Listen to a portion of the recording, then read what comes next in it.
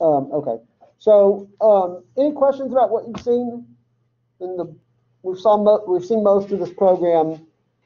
Anything unclear to you? So, for example, when you come in a week from today to take a lecture quiz, you'll know what Rule 20 is, right? You'll know what lobby is, right? You'll know what the role that Tulane University played in the Louisiana case, about text pack, clean slate 88, all that pretty clear and straightforward. How about on the much more overarching issue concerning, why do they keep talking about the Citizens United case, which was a decision of the United States Supreme Court in 2012, I believe. So this program that you're watching here is now the most current segments that you're watching, that you were watching up there, are now about 10 years old. Okay, the older segments that you saw that they reintegrated into the newer segments are about 20 years old, I guess. Okay, at any rate, anybody get a pretty good sense of what the Citizens United case is and why they're even discussing it? Yeah, go ahead, Amin. It allowed them to make unlimited campaign donations. Them is who? It allows any contributor to make unlimited campaign donations. You're certainly on the right track, okay? But let's be a little bit more precise, okay? And I'm actually gonna go back and give you some information that they didn't mention in this program, okay? The history of the Supreme Court, of the United States Supreme Court, equating the spending of money in political campaigns actually goes back to 1976. And it's a gradual thing. It's not like it all at once the Supreme Court said that, this is it.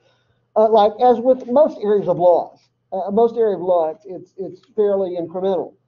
At any rate, in 1976, the United States Supreme Court decided a case called Buckley versus Vallejo. Now, that was the first time that the Supreme Court indicated that spending money in an election campaign is tantamount to an exercise of free speech. Okay? What had happened in that case, without getting into too much detail, was that Congress, after Watergate, Congress had passed a law in an attempt to regulate the spending of money in congressional campaigns. Okay? And it placed some limits on spending, how much money individual candidates could spend. Okay? It really had two pieces. The first was it placed some limits on how much money individual candidates can spend in pursuit of their candidacy. Okay? And the second piece was it placed a limitation on contributions to campaigns. Okay? And in Buckley versus Vallejo in 1976, the Supreme Court struck down the first piece, okay, the limit on campaign expenditures, holding that when a candidate spends money in pursuit of elective office, that is an exercise of free speech rights. Imagine, for example, that I'm running for Congress, okay? And I want to get my message out there to the voters, okay? It just so happens we live in a time when the most effective ways to get your message out to the voters, for me to get my message out to the voters, involves spending some money. Okay? I'm going to have to buy television time. I'm going to have to buy radio time. I'm going to have to, these things don't come free, okay? So for the Congress to pass a law and say to me, a candidate for Congress, that we're going to place a limit on how much money you can spend is tantamount to Congress saying we're going to limit your speech. We're going to limit your ability to get your message out to the voters. Okay? So in 1976, the Supreme Court struck that part down. But it left standing the limitation on campaign contributions, holding that it was at least one step removed from free speech. So if you all are an interest group, for example, and you want to donate money to my campaign, the court back in 1976 was saying, well, that's a step removed because that's not really you exercising your free speech rights. That's you enabling my free speech rights. Okay? So Congress could impose the limitations on campaign contributions. And Congress continued to do that. In fact, through the McCain-Feingold bill, which you heard them mention in this program, okay, that was passed around 2009 or 2010, somewhere around there, I think, which was a pretty bipartisan effort. John McCain, the Republican senator from Arizona, and Russ Feingold, the Democratic senator from Wisconsin, were the prime sponsors of the bill. That's why it bears their name, McCain-Feingold. And most people recognize that that was a fairly bipartisan effort to impose some limitations on, meaningful limitations on campaign contributions, because the ones that Congress had passed way back in the 1970s were out of date. Okay? It was also an attempt to eliminate what was referred to at that time as soft money, but I won't get into that detail. Okay? Soft money was money that was hard to trace, like where the money was from and where it was going to, et cetera. Okay? But then along comes this Citizens United case. And what the court is essentially saying in Citizens United is that corporations are people. We tend to think about corporations just as these sort of faceless entities, but it's really just a group of people, okay? And they have a right of free speech. And so when this group, produced and aired this documentary called Hillary the Movie, the Federal Election Commission ruled that it was effectively a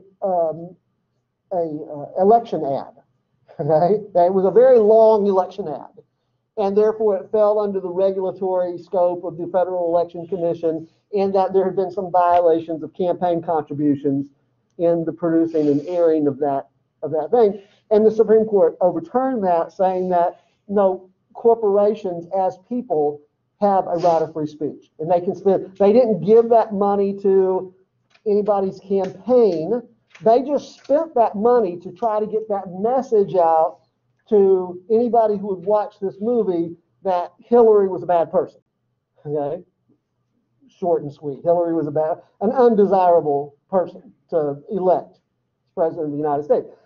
They have a right to do that, the Supreme Court said. Okay? So that's why they're focusing on this case so much, because they're saying that the court is saying in Citizens United that corporations as collections of individuals essentially have the same free speech rights as individuals have. And that's going to be very difficult to impose limitations on campaign contributions as a form of free speech. And they're extrapolating that from that to judicial races, right? They're not talking so much about the presidency here. They're not talking so much about legislative races here, although they concede that that's obviously an issue. But the courts are different, or they're supposed to be different. They seem to be saying that it's not about the people that you get serving on courts, whether they're state courts at a district level or a trial court level, or whether they're at an appellate level like a state Supreme Court or something like that. They're not supposed to be deciding cases under pressure from campaign contributors, right? That they're supposed to be deciding cases based on the law and on the merits of the case. And so that's what really the whole program is about, is to try to bring some light to this issue that many states, and Texas is among them. That's why we're watching it in this course on Texas government. Texas is one of those states that we outright elect judges here. Texas has a system where, just like candidates for the legislature have to run in a primary and get their party's nomination and then stand in a general election against the opposition party, just like a candidate for governor would, or a candidate for state legislature or United States Congress would, it's the same kind of process. And so all the pressures are there. Now, some states there are a handful of states, Texas, Louisiana, and Pennsylvania, you saw, are among them, okay?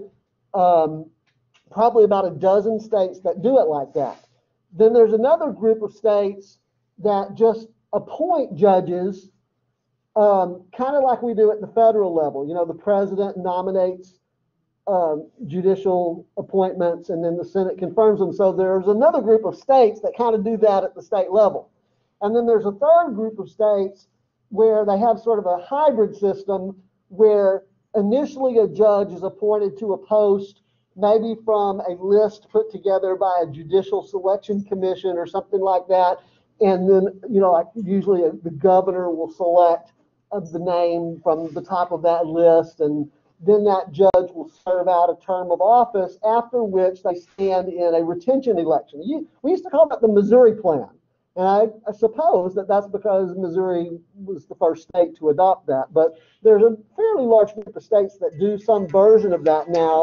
And all of the reforms, again, the judge is nominated and appointed by most likely the governor of the state from a list put together by a judicial selection commission. And then after a period of 4 years or whatever the term of office is, stands in a retention election where the voters get to say either, okay, let's keep them for another 4-year term, or let's, wipe the slate clean. We're not going to retain them. And then the governor presumably would go back to the list and appoint another judge. Most of the reforms that have been proposed in Texas, which have obviously not gotten very far, seem to lean towards that type of system. Okay, but as I say, up till this point, now in 2021, well after this report was initially aired, we're really no closer to that kind of system than, in fact, one could argue, if one believes that money in judicial elections is a problem, okay, and most observers think that it is, and that's not a partisan observation. Both Democrats and Republicans tend to agree on that. Okay, if one is prone to adopt that view that that's a problem, then it's certainly not gotten any better in Texas. In fact, it arguably has gotten worse because the limits on contributions have gone away. Okay, we're out of time. Have a nice break. We will see you 1 week from today.